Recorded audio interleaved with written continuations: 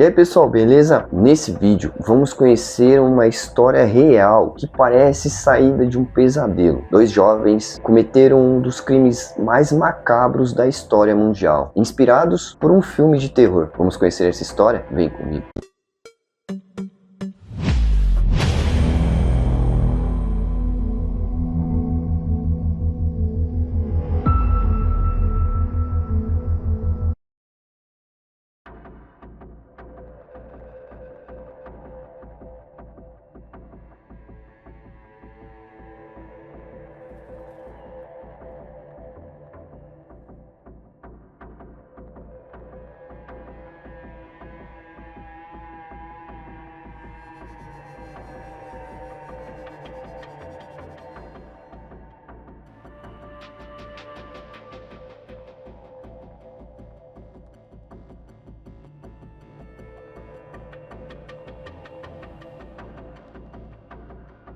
Casey Joe Stoddard nasceu em 21 de dezembro de 1989. Era descrita pelos amigos como uma jovem tranquila, educada e gentil. Gostava de passar tempo com a família. Tinha um círculo pequeno de amizades. Não era conhecida por criar problemas, como milhares de adolescentes americanos, sonhava com o futuro. Frequentava a escola local em Pocatello, namorava Matt Beckham. Os dois tinham um relacionamento considerado saudável pelos familiares. Nada indicava que Casey estivesse correndo qualquer tipo de perigo. Ela não possuía inimigos, não recebia ameaças, não estava envolvida em conflitos, era simplesmente uma adolescente comum. Mas alguém observava sua rotina, alguém que fingia ser amigo e que escondia pensamentos extremamente sombrios. Entre os colegas de escola estavam dois jovens chamados Brian Draper e Thor Adamczyk. Eles compartilhavam uma obsessão, filmes de terror, especialmente a franquia, entre aspas, Pânico. Passavam horas assistindo cenas violentas, conversando sobre assassinatos, fantasiando situações envolvendo mortes. No início, aquilo parecia apenas interesse por filmes, mas, aos poucos, a linha entre fantasia e realidade começou a desaparecer. Brian e Tori passaram a falar sobre cometer um assassinato real. Não por vingança, não por dinheiro, não por ódio, mas pela experiência. Queriam sentir a emoção de matar alguém. Queriam viver seu próprio filme de terror. E registraram tudo em vídeo. Filmavam conversas perturbadoras, faziam declarações assustadoras. Riam enquanto discutiam possíveis vítimas, planejavam detalhes, como se estivessem escrevendo um roteiro. O problema é que aquele roteiro terminaria com sangue real. Em algum momento, Casey tornou-se alvo dos dois adolescentes. Até hoje, investigadores acreditam que ela foi escolhida principalmente por representar uma vítima fácil. Ela confiava nos dois, não desconfiaria de suas intenções. Estaria sozinha em uma casa relativamente isolada. Quando souberam que Casey cuidaria da residência dos tios durante o fim de semana, perceberam a oportunidade perfeita. Era exatamente o cenário que procuravam. Uma casa grande, poucos vizinhos, escuridão, silêncio e uma adolescente indefesa. O plano começou a ganhar forma. 22 de setembro de 2006. Casey chega à casa dos tios. Pouco depois, Matt Beckham aparece para lhe fazer companhia. Brian e Tori também chegam. Conversam, assistem televisão, parecem perfeitamente normais. Sorriem, brincam, agem como amigos. Mas tudo aquilo era uma encenação. Enquanto estavam na residência, os dois deixam uma porta destrancada. Era a rota que utilizariam mais tarde. Após algum tempo, anunciam que irão ao cinema. Despede-se de Casey, entram no carro e desaparecem na escuridão. Pelo menos era isso que Casey acreditava. Na realidade, eles nunca foram ao cinema. Assim que deixaram a casa, Brian e Tori estacionaram em uma área próxima. Esperaram, observaram, prepararam-se. Vestiam roupas escuras, levaram facas e retornaram silenciosamente.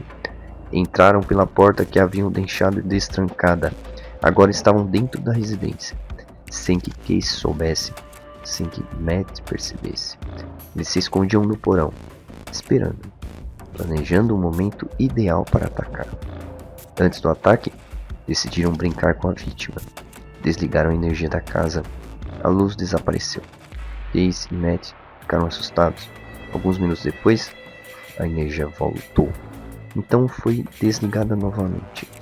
A intenção era atrair os dois para o porão. Lá, os assassinos aguardavam escondidos. Mas o plano não funcionou. Casey e Matt permaneceram juntos. Os criminosos ficaram frustrados. Precisariam esperar. E assim fizeram. Em silêncio, no escuro, como predadores aguardando a presa. Horas depois, Matt decide ir embora.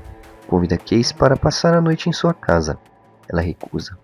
Acredita que ficará bem. Afinal, era apenas uma noite. Nada de ruim aconteceria. Matt se despede, sai pela porta e desaparece na escuridão, sem saber que acabara de deixar Casey sozinha com dois assassinos escondidos dentro da casa. Seria a última vez que a veria viva. Pouco depois da saída de Matt, os assassinos entraram em ação. Sobem as escadas, aproximam-se silenciosamente. Casey não tem chance. O ataque é rápido, violento, brutal. Facadas atingem seu corpo repetidamente. A adolescente tenta sobreviver, mas a violência é extrema. Quando tudo termina, Casey está morta. Tinha apenas 16 anos. Seu futuro havia sido roubado. Sua vida encerrada por dois jovens que desejavam transformar fantasia em realidade.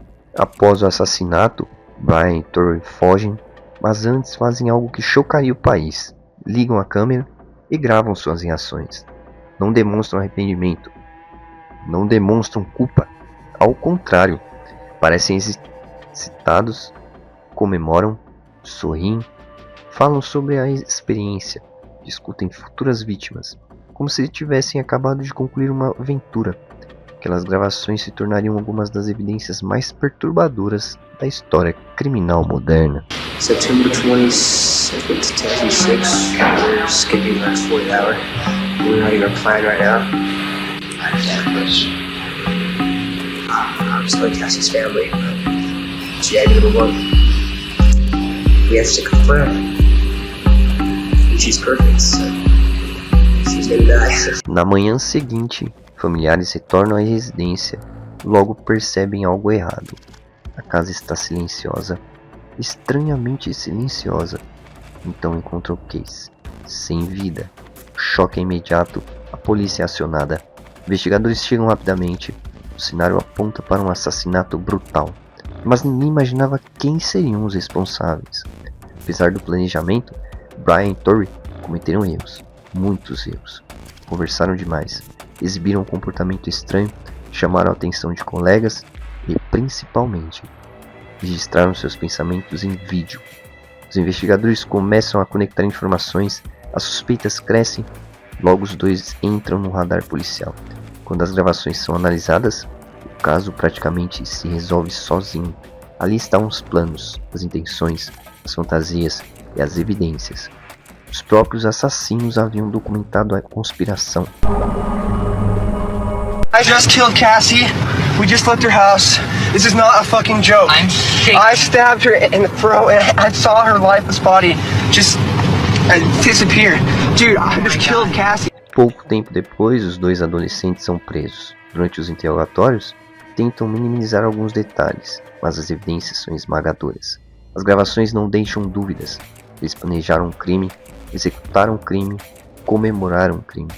A comunidade fica horrorizada. Pais passam a questionar como dois adolescentes, aparentemente normais, poderiam cometer tamanha atrocidade. O julgamento atrai enorme atenção da mídia. As gravações chocam os jurados. Promotores apresentam um planejamento detalhado, mostram que não houve impulso, não houve acidente, não houve legítima defesa. Foi assassinato premeditado, friamente calculado. Os dois são considerados culpados.